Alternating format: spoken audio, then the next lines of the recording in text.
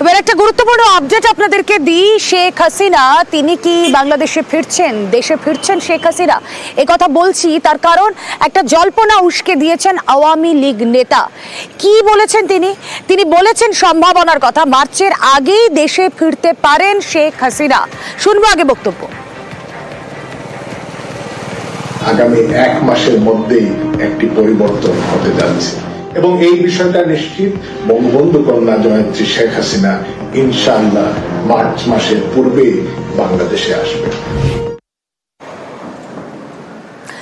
আপনারা জানেন যে গত 6ই আগস্ট মানে 2024-এর 6ই আগস্ট দেশ ছাড়া হন শেখ হাসিনা। শেখ হাসিনা ছেড়ে যাওয়ার পর থেকে আমরা যদি ঘটনাক্রমগুলো দেখি তাহলে চরম আনরেস্ট আমরা বাংলাদেশে দেখেছি। এখন সেখানে তদারকি সরকার রয়েছে, আমরা দেখেছি গণ অভ্যুত্থান, আমরা দেখেছি যে সেখানে সংখ্যালঘু নিধন চলছে। এরকম একটা সময়ে, এরকম একটা আবহে শেখ হাসিনা যদি ফেরেন তাহলে কি হতে পারে, আর প্রেক্ষিতটা কেন এত জোরালো হচ্ছে এই আওয়ামী লীগ নেতার বক্তব্যে? কথা বলে জানার চেষ্টা করবো। আমাদের প্রতিনিধি সান্নিক রয়েছেন সঙ্গে। সান্নিক,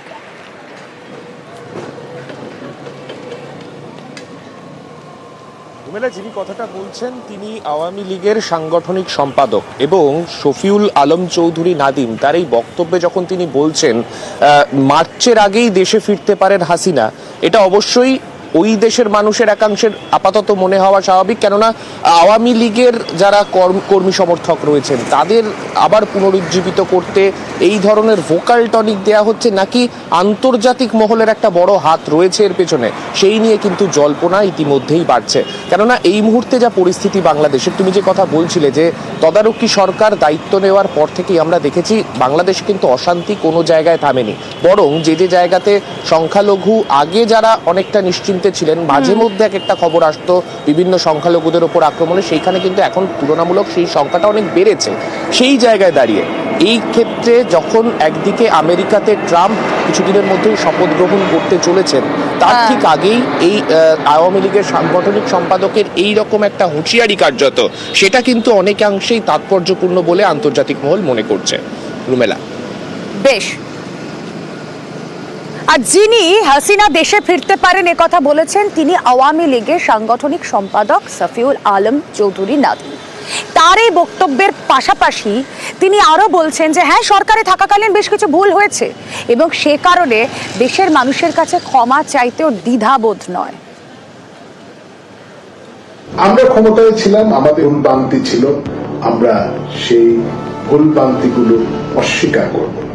সরকারি দল ভুল তো অবশ্যই হয়েছে, যে সমস্ত নির্দিষ্ট অভিযোগ বা ভুলগুলো থাকবে দেশের মানুষের কাছে, জাতির কাছে, আমরা এই ভুলের জন্য ক্ষমা প্রার্থনা করতে আমরা কোনো দ্বিধাবোধ করব না। এবার বিএনপি নেতা মির্জা আব্বাসের কথায় আসি, কিন্তু তিনি এমন কি বললেন যা নিয়ে সত্যি কথা হতে পারে। তিনি আবারও একটা হাস্যকর মন্তব্য করেছেন। আসলে আমরা জানি ওপার বাংলায় একের পর এক হাস্যকর মন্তব্য চলছে। বাংলাদেশে যে চরম আনরেস্টের কথা বলছিলাম না, এই মির্জা আব্বাস তিনি বলছেন আসলে এর জন্য নাকি দায়ী ভারতের উস্কানিতেই নাকি সেখানে অশান্তি হচ্ছে। বাংলাদেশে যদি অশান্তি চরমে পৌঁছয় তাহলে নাকি ভারতও শান্তিতে থাকবে না। কি বলছেন শুনুন একবার।